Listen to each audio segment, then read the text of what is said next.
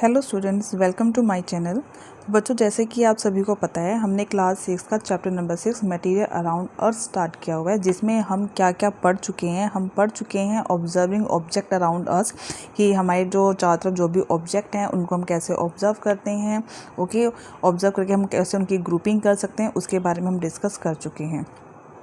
और हमने इसमें पढ़ चुके हैं how to group the materials. हम शेप कलर्स की हेल्प से कैसे ऑब्जेक्ट्स को हम ग्रुपिंग कर सकते हैं, क्लासिफिकेशन क्या होता है। ओके, और ऑब्जेक्ट को कैसे क्लासिफाइड किया जाता है, हम इन सब चीज़ों के बारे में पढ़ चुके हैं। तो बच्चों, आज हम एक नया टॉपिक स्टार्ट करने जा रहे हैं, जो कि हमारे टॉपिक का नाम है what are different properties of material. Material की अलग अलग प्रॉपर्टीज़ क्या होती हैं।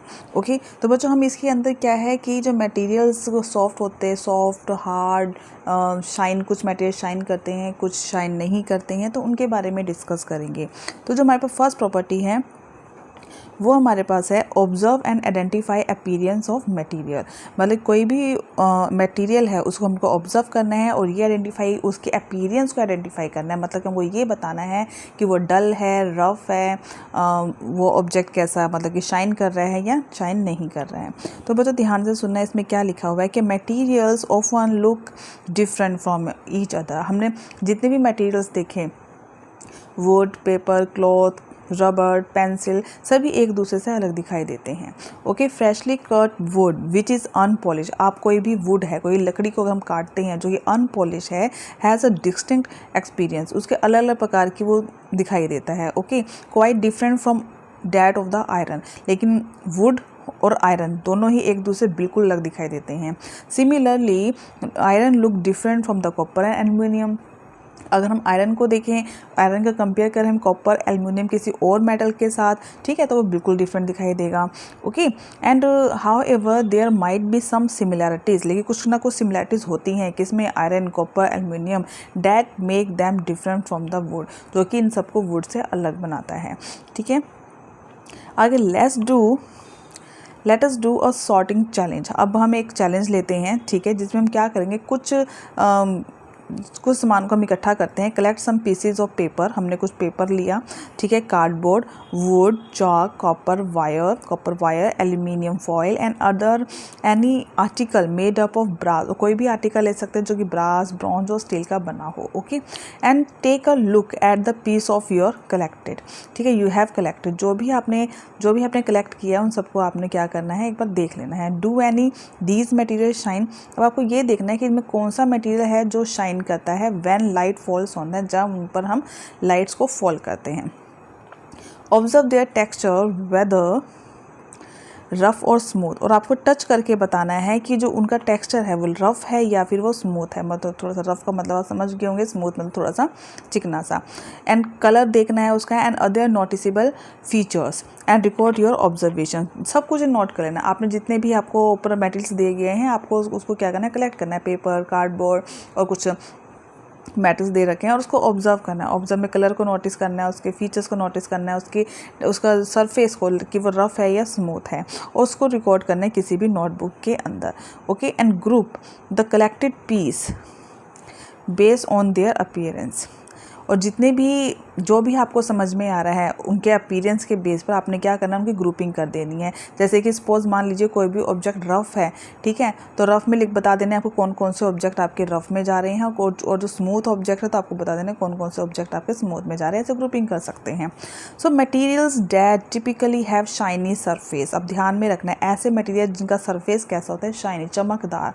Okay, are said to have the lustrous appearance. उसका हम कौन सा अपीयरेंस बोलेंगे, lustrous appearance. Such materials with lustre are usually metals. ठीक है, ऐसे मतलब मैक्सिमम ऐसे मटेरियल्स होते हैं जो कि लस्टर जिनमें शाइन पाई जाती है, उनको हम यूजली मेटल्स बोलते हैं।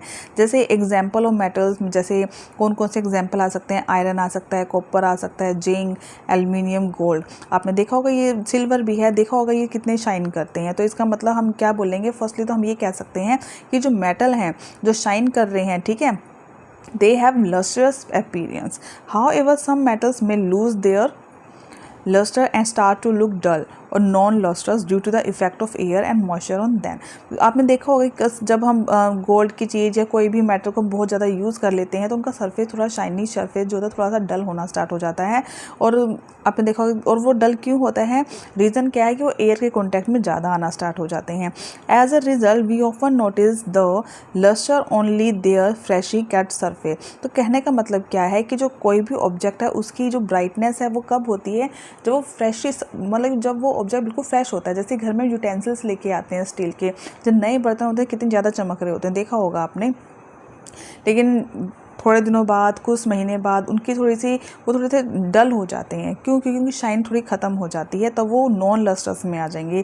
तो non lustrous material are those who do not, आपको बिल्कुल ध्यान में रखना है कि non lustrous material are those that do not have a shiny surface, जिनका कोई भी शाइनी सरफेस नहीं होता। Okay, some examples of non lustrous materials are, कौन कौन से? Paper, wood, rubber, jute etcetera. Okay, उसके बाद क्या कहता है कि all that glitters is not gold, goes and old saying. आपने पुरानी कहावत एक सुनी होगी कि हर चमकने वाली चीज़ सोना नहीं होती। So not all the materials that shine are metal. तो इसका कहने का मतलब क्या है कि हर जो चीज़ चमक रही है तो इसका मतलब ये नहीं है कि वो मेटल है, ठीक है। तो आप ये नहीं कह सकते कि कोई भी लस्टर्स है तो आप कह देंगे मेटल है, नहीं, ऐसा नहीं होता। हम क्या करते हैं कि surface of some materials are made shiny by the polishing और coating them with tiny layers of plastic. ऐसे बहुत से मटेरियल्स हैं जिनको हम शाइनी बनाते हैं, ठीक है, उनमें पॉलिश करके, पेंटिंग करके या फिर प्लास्टिक की लेयर डाल के। वैक्स का भी यूज़ करते हैं, any other material which makes them look shiny. और ऐसे मटेरियल का यूज़ करते हैं जो उनको क्या बनाते हैं, शाइनी बनाते हैं। And these materials are not be metals, और जरूरी नहीं है कि वो मटेरियल हमारे मेटल हों। बात समझ में आएगी? तो बच्चों आज हमने पढ़ा lustrous and non lustrous appearance of the materials. तो लस्ट्रस में क्या आएगा हमारे पास कि that have shiny surface, materials that shiny surface is have the lustrous appearance। Example में some metals दे रखे हैं, ठीक है। non lustrous materials are those do not have the shiny surface।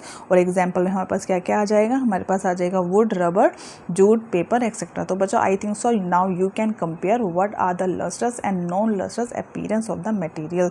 तो बच्चों आज का टॉपिक आई होप आपको समझ में आया होगा। वीडियो अच्छा लगे तो वीडियो को लाइक करें, शेयर करें और चैनल को सब्सक्राइब करना ना भूलें। तो कल हम मिलते हैं नए टॉपिक के साथ। विच मटेरियल आर हार्ड, मतलब कि अब हम मटेरियल की हार्डनेस और सॉफ्टनेस के बारे में डिस्कस करेंगे। तो मिलते हैं कल बिल्कुल नए टॉपिक के साथ, which materials are hard. Okay, तब तक के लिए take care, good bye, bye bye.